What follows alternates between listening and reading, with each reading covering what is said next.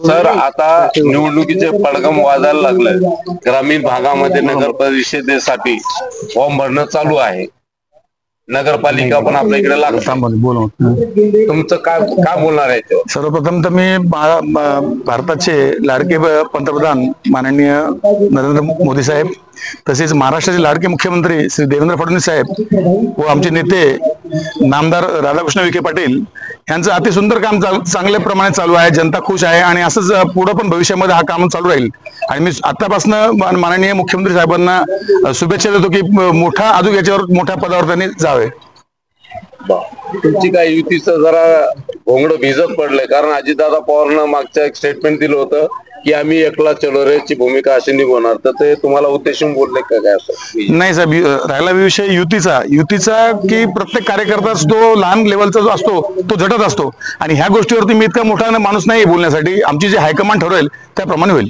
मग स्थानिक लेवलवर तुमची युती कशी राहील ना? मी आता त्याच्यावरती काही कमेंट्स करू इच्छित नाही, कारण त्याच्यामध्ये जे काय ठरवलं आमचे ते हायकमांड ठरवेल। बरं, कविताताई जाधव मागच्या वेळेस नगरसेविका होत्या, आता त्यांची इच्छा आहे का परत प्रभाग वाईज झाल्याच्या नंतर?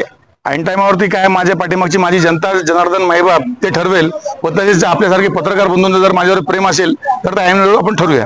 कारण तो महिला वाढ नसता झाला तर नगरसेवक तुम्हीच असते असं लोकांची चर्चा आहे। याच्याबद्दल न बोललेलं आता बरं राहील, कारण आपण त्या योग्य वेळी आपण ती गोष्ट ठरवूया।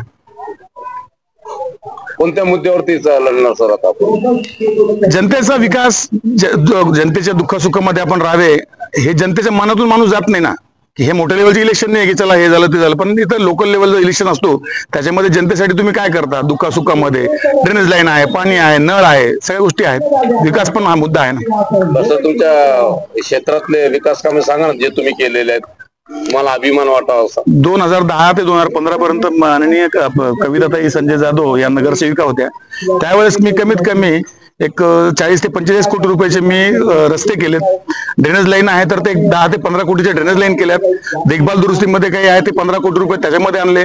आणि लाईट सेक्शन मला वाटतं की 5 वर्ष हा मी एक अंदाजे एकीकडे महानगरपालिका छत्रपती संभाजीनगरचा भाग होता आणि एकीकडे त्यावेळेस आम्हाला माननीय महापौर अनिताताई घोडेले व नंदू घोडेले साहेब यांनी सुद्धा मला बऱ्यापैकी एक पक्ष म्हणून नाही पण एक मित्र म्हणून त्यांनी मदत केली व जास्तीत जास्त निधी आणला मी। आणि त्यावेळेस माननीय आमदार राधाकृष्ण विखे पाटील साहेब हे पालकमंत्री असताना त्यांनी जे धुरा दिली होती आणि ते जी जबाबदारी दिली होती त्या जबाबदारीमुळे मी जास्तीत जास्त निधी आणू शकलो।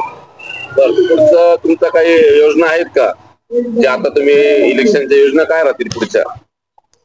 म्हणजे लक्षात नाही माझ्या साठी बचत गटाची राहू, महिलांसाठी बचत गटाचा हे करू, मग जे प्रौढ महिला आहेत त्यांच्यासाठी शासनाच्या विविध योजना आणू। बचत गटामार्फत त्यांना रोजगार उपलब्ध करून देणार? हो, उपलब्ध करून देणार।